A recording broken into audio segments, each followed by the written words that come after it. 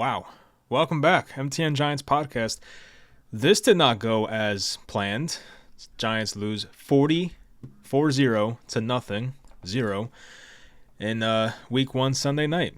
National TV. Now I was thinking, was this the worst Giants game I've ever watched? And I think it's in the conversation. I thought back to the 2017 Rams game when they gave up 51 points and guys were just quitting on the field. But this is up there. This is definitely the worst week 1. 2017 was bad, 19-3 loss. 2014 to the Lions in Detroit was bad. This one probably takes the cake. This has to be the worst one. High expectations this year. We were hoping that the Giants closed the gap between them and Dallas and even Philly. But what today's game showed is that no, the gap is still very real. The gap is still large. And the Giants are still easily the third best team in this division. And the Commanders, we'll see. I don't really fully buy into them, but based on what we saw today, the Giants obviously looked worse, but the Commanders had an easier matchup. Anyway, this game sucked. We'll get into it, talk about the offense, the defense, looking forward, future games in the schedule. Thank God we play Arizona next week. If they play them like they played the Cowboys tonight, they will be 0-2. There's no doubt about it, but I don't think the Giants are this bad. I hope they can win next week, but there's a lot to discuss tonight. Hope you guys enjoy. Leave a like, and let's get into it. So this game, you knew it was over 3 drives in. You knew with about 2 minutes to go in the first quarter, it was 16-0 Dallas. Self-inflicted wounds by the Giants. You knew it was over. By the early fourth quarter, there were let's go Cowboy chants. Dallas had 7 sacks. Jones had 2 interceptions. Probably should have been 3. Malik Hooker dropped the 1. And on the longest offensive play for the Giants, guess what happened? They fumbled. Isaiah Hodgins caught a slant, well-placed ball, took off with it, chased down, and he fumbled. So longest play goes for nothing. And I would say one of the weirder parts about this game, and Chris Collinsworth was saying maybe it's because Jones wants to go down with the ship or something. I don't know, but they sent Jones out there down 40-0 with 9 minutes to go, which I just did not understand. Some of the other starters were out the game by then. I think Andrew Thomas was out, and he was kind of not looking right. I do believe he was dealing with some type of injury, so I hope he's fine, but he did not look right at some points in this game. But we're going to start talking about the first few possessions because that's when this game was decided, obviously. The Giants' first drive on offense, they got the ball first, and it looked like they were going to score a touchdown. It looked like a great drive. It looked like they were ready for the task to, play a team like Dallas. They come out, they get inside the 15-yard line of Dallas. It gets to a 3rd and 2. Andrew Thomas false starts, which the broadcast said he had 0 false starts the entire year last year. So first drive of the season in 2023, he has a false start, crazy enough. Now, Micah Parsons was right across from him. I'm sure that can influence that. I completely get it. So that backs him up to 3rd and 7. On 3rd and 7, John Michael Schmitz, the rookie center, who had a day to forget, to be honest with you, he had a very bad snap. It was low and to the left of Jones's foot. It trickled back. Jones had to dive on it. Giants had to settle for a field goal. So you're thinking, all right, well, listen, we probably should have had a touchdown that drive, but at least we'll get this field goal from Mr. Automatic Graham Gano himself, who just got a contract extension. And what happens next is crazy. The Giants get their field goal blocked.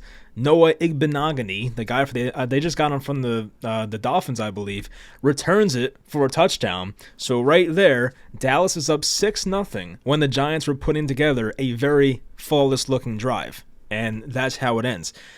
So then on the second drive, Giants go 3 and out. The offensive line sucked. Mark Lewinsky, who has turned into a real turnstile out there, Micah Parsons just blew right by him, no problem, was barely touched. Jones was sacked. Then on the third drive, it's 3rd and 19.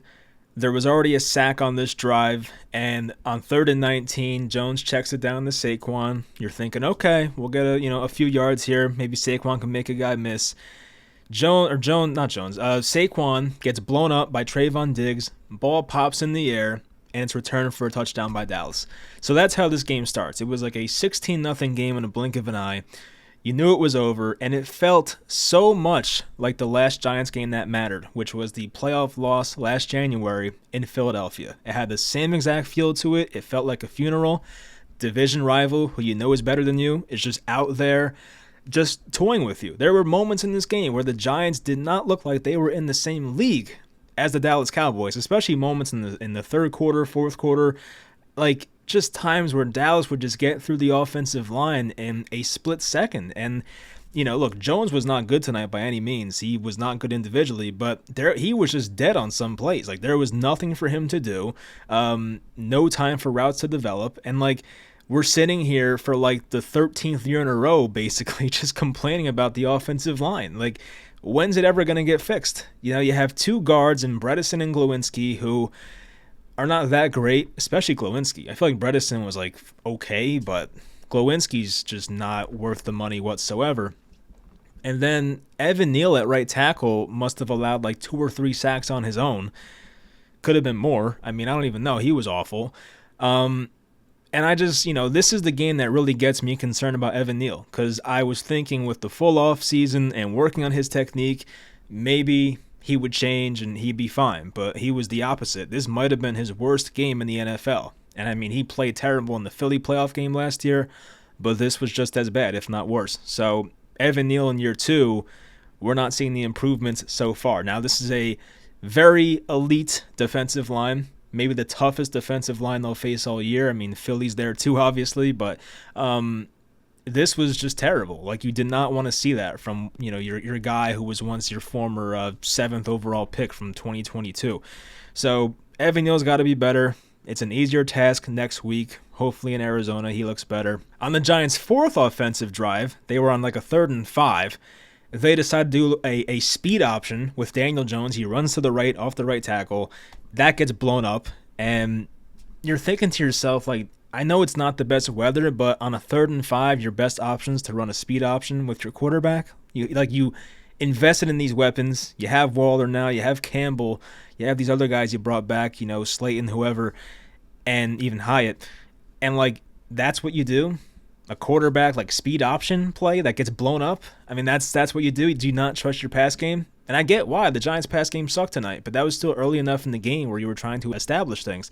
So I did not agree with that call, and honestly, the Giants' coaching tonight was awful. It was non-existent. It was worse than anything we saw last year, so that's what makes this game even more disappointing. And then they had a drive in the second quarter, like early second quarter, and this was pretty much the nail in the coffin right here. Daniel Jones had that late throw on the sideline going to his right, just made this dumb throw that got picked off by Stephon Gilmore. I have no idea why he threw it. He was getting chased down, but at that point, just throw it away. Like, there's no point in turning the ball over like that. Their next drive, they did convert a 4th down and 5 to Darren Waller. That was good to see. He had a couple catches that drive. That was nice. Then Evan Neal gives up a sack. DJ threw a ball behind Paris Campbell. Gano had to settle for a field goal, and then he missed one. Now, I do believe the snap wasn't great. I could be wrong, but I do believe I saw that. It was bad weather once again, so not trying to make all the excuses, but trying to be realistic about it, so maybe that has something to do with it. So that could have made it a 26-3 game. Instead, it was 26-0. Hyatt had a drop pass right before halftime. It was a little behind him, okay, but probably should have caught it, had both hands on it. 26-0 at half. So as I said, it reminded me very much of the Philly playoff game last year because it was a similar score at halftime. You knew it was over. And if you're Brian Dable, what do you even say at that point? Like, if you're in the locker room, you've been planning for this game, prepping for this game for weeks. And, like, what do you say at that point? Like, you're down 26-0 at halftime. What do you even say? I mean, thank God I'm not a coach. I don't know what I would say. Defensively, there's not as much to complain about, but still a lot. One play that annoyed me was the pick play that got CeeDee Lamb open for a 49-yard catch on 3rd down. I do believe Deonte Banks was in on that play, and I do also believe Banks did not play in the second half due to cramping or something like that, but not like it matters anyway. But one of the rookies was involved on that play. They got picked. It might have been illegal. I know it has to be like less than a yard downfield. I don't know where they were when that happened. I'm assuming it was clean because it wasn't called, but then again, do we really trust the referees? I don't know. This is a positive. Deonte Banks saved a touchdown on a tip ball to Jake Ferguson, the tight end. He had to leave his man to make that play, so shout out Deonte Banks for saving a touchdown there. there. I think they scored anyway on that drive, so kind of a moot point, but still, I like to see the rookies play well. There was the BS Trey Hawkins defensive pass interference to Brandon Cooks, third down play, deep throw, right sideline. And Brandon Cooks flopped like a soccer player, like an NBA player. Like Brandon Cooks was just like, like he just threw himself on the ground basically. It was just like, come on, man, like that's not football. But they got the call, so that worked out for Dallas. Same drive, Isaiah Simmons made a nice tackle on a third down play. They threw it to Pollard out in the flat. We know how elusive Pollard is. He's very good. And Isaiah Simmons was able to make that tackle, so that was good to see. Simmons also was in coverage on a third down drop by Jake Ferguson, but it was a drop. I do believe, Simmons did not have much to do with that play, but he was in coverage, so I'll give him credit for that on this type of night where there's not many good things to say. So it was good to see Isaiah Simmons, make some plays on third down. But on that same drive, they allowed Dallas to pick up a fourth down play, the slant to Cooks. He was blown up by Trey Hawkins, and Hawkins was going crazy. It's like, bro, you just gave up the first down. Like, I know you made a big hit, but, like, geez, we're getting our asses kicked out here. What else was good? Third quarter, Bobby Okereke forced a fumble, but Dallas recovered, so didn't really matter once again. But, just really rough game. Just not what you want to see. I was excited for this game. I was trying to be optimistic. And as I said, I didn't have a good feel for who was going to win this game, but I felt pretty good about this game being close. And now I feel like a jackass for saying that because this game wasn't even close. You knew literally 10 minutes into the game it was over. That's how bad this was. So I expected much better. I'm thankful that they're playing a much easier opponent next week, but it is the NFL, and you can't take teams lightly. So that does concern me. If the Giants were to drop that game next week, I mean, there are just red flags and panic buttons getting hit. That is a bad thing. So you have to win that game, obviously. Total yards wise, it wasn't that bad. Dallas beat them 265 to 171. I'm sure a lot of garbage time was included, but look at Dak Prescott's numbers. He wasn't that great. 13 of 24 for 143 yards, no touchdowns. He wasn't amazing. It was bad weather, of course, but wasn't amazing. Pollard averaged 5 a carry on 14 carries, 2 rushing touchdowns. The Turpin guy scored a touchdown. I think that was the last one to make it 40-0. So the Cowboys ran the ball pretty well. Rico Dowdle, 4 yards a carry on 6 carries. CD had 77 yards, 4 catches. I do believe Dak missed him on a touchdown, overthrew him. But it wasn't like Dallas's offense did a whole lot. They were fine, but it was the Dallas defense that stole the show, obviously. They were tremendous, and that was the big difference in this game. As I mentioned, 7 sacks for Dallas' defensive line. The Giants' defensive line felt like they just weren't there today. Where was Kayvon Thibodeau? Leonard Williams, I didn't hear his name mentioned once. And, this is a primetime game, so I'm watching every single snap. I'm paying attention to what the broadcast is saying. I could see myself missing a play in a 1 o'clock game when you got a bunch of other games on. But, a primetime game, for me to not realize that, Leonard Williams and Kayvon and Azeez Ojulari. I remember Dexter Lawrence made a couple plays. Okay, I won't mention him. But, those 3 guys were not even making an impact. That's bad. The Cowboys' offensive line, despite having Tyler Smith out, they had the Giants' number the entire night. Zach Martin was killing these guys on the inside. Biotish, same thing. Steele, same thing. They were killing the Giants' defensive line. There were so many holes. I just went over the Dallas running numbers. They were good. They were efficiently running the ball. 122 rushing yards. The Giants had 108. That was kind of the one part of the Giants offense that was working. The Giants averaged 2.6 yards per play on offense. The Cowboys averaged 4.8. So any concerns about Mike McCarthy calling plays didn't really matter tonight. It didn't matter. The Cowboys offense was fine. They ran the ball effectively, so they were fine. The Giants had 3 turnovers. Dallas had 0. As I mentioned, Okereke did force a fumble, but one of the Dallas offensive linemen jumped on it, so it wasn't a turnover. This is one of those games where I just feel like if you're the Giants, you just forget it ever happened. You just don't even watch the tape. You just watch the Arizona game from yesterday or today, and you just see what they were doing and try to beat them. I don't even think you want to watch this game. There was nothing to take away. Just horrible. I don't want to overreact too much. There's definitely people on Twitter talking about the Daniel Jones contract and how this team's constructed. And, I don't want to go on that type of tangent yet. It's one game. Am I pissed off and concerned about that so far? Yes, I definitely am. You guys know how I felt about the Jones contract. I'm still hoping he proves me wrong, but this is what you're concerned about. Is when you pay a guy this much money, then you personally have to elevate your play. If you're going to take up a lot of the salary cap, Jones's new contract does, not as much this year because his cap hit's not that much for this year, but next year and the year after, if you're going to be taking up that much money, you have to elevate your play. So once again, I will give him a pass, a half pass for this game, because the offensive line was that bad, but I do need to see Jones play better, 100%. I like the way he ran the ball today. He came out in the first quarter, was running it very well, had 43 yards on 13 carries, so the efficiency was not there, but early on he ran the ball pretty well. But even when the throws were there, he did miss some. He had the stupid interception. He had the one dropped interception. They were both on him. The one with Barkley that was called an interception was kind of bad luck. I don't want to say it's anyone's fault, but it was more so just a great play by Trayvon Diggs. And if you go through the Giants receivers in this game, it's horrible. Darren Waller, 3 for 36. I think Waller may have had a 24-yard catch. I think I wrote it down somewhere, but where did I put this? 23-yard catch for Darren Waller. And that was the play where it was fourth down. Yeah, so Waller caught a 23-yard pass. Jones did a good job on that play of extending the play and kind of waiting for the very last second to just dump it off to Darren Waller, who picked up some yards after catch. So that was good to see. All right, so there were very few positives in this game, but they were there if you look that deep into it.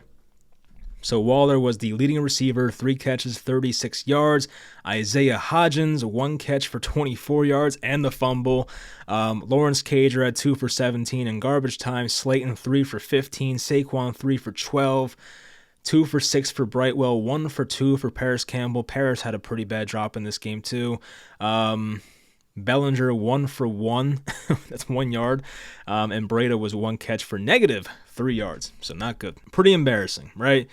To make us feel better, I would love to go out in Arizona next week, win that game 31-13, and forget this ever happened. Just kind of sweep it under the rug. It's like the NFL, it's such a week-by-week type of league. There is some momentum involved, of course, but I feel like in the NFL, especially early in the season like this, you can kind of put a game like this behind you. You can't let it snowball on you, right? I do trust the coaching staff still. I have not lost any faith in Brian Dable. I still think they'll come out next week and put together the right game plan and win that game. I want to beat them by a lot, though. I don't want to beat Arizona 17-14. That would not make me feel that great. So I hope we beat them by 2 touchdowns or something like that. That's what I want to see to have any type of confidence in this team going forward. Because let's be honest, there is a world where the Giants absolutely overachieved last year. Last year was a fluke. I didn't want to agree with it because I do think the Giants got better on paper. It's hard to argue that. They did get better in the offseason, right? But there is a world where the ball just bounced the Giants' way last year and they lucked their way into 9 wins. Very possible. And the schedule was easier. But now playing tougher games, you saw the Vegas win total was 7.5, and we're like, why the hell is it 7.5? Maybe tonight was a preview of why the Giants win total was 7.5. Now, I don't want to believe in that. I still think they can win 8-9 games this year. But maybe we're kind of overrating this team. I'm hoping that's not the case. It seems like the offensive line is still a big question. It seems like the passing offense is not good. There's a lot they have to fix. The defensive line got no pressure. You have names there, too. That's the annoying part. Kayvon Thibodeau is a top 5 pick in the draft.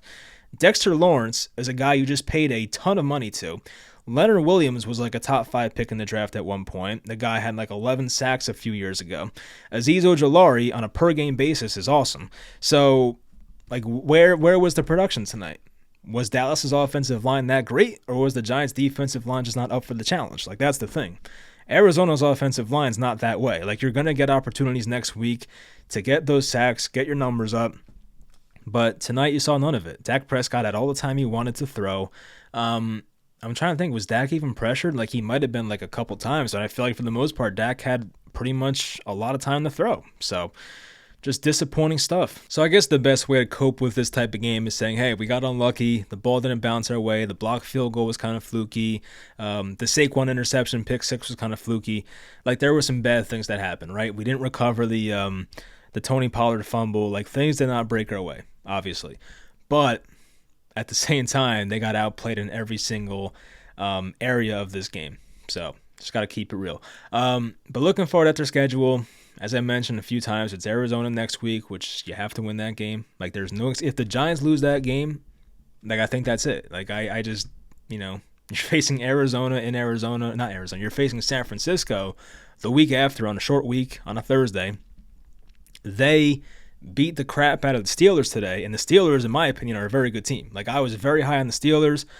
They looked awful, right? I keep saying Arizona, San Francisco made them look like a non-existent offense in the first half of that game, right? They got things going a bit more in the second half, but San Fran's defense looked freaking phenomenal, and I cannot imagine what that defensive line will do to this offensive line if the Giants' offensive line still looks this bad in 2.5 weeks, or a week and a half, actually. So that's very concerning, but you have tough teams.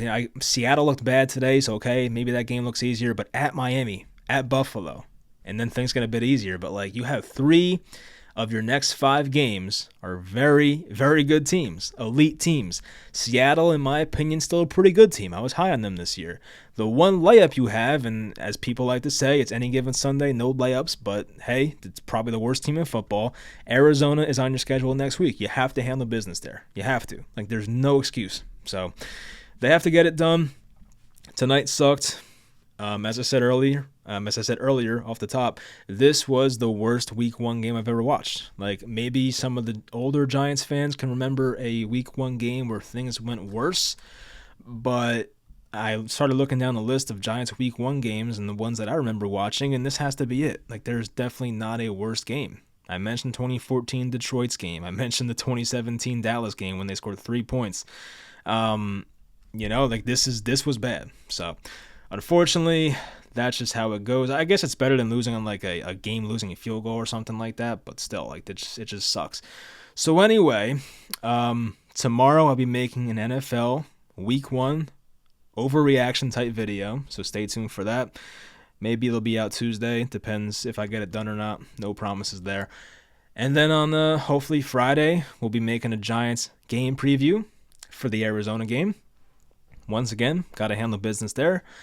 But yeah, that'll do it. Leave in the comments your reaction to this game, or maybe just not, because I get it. We don't want to say how we feel about this game because not a lot of good things to say. Hope you all enjoyed, and I'll talk to you guys next time.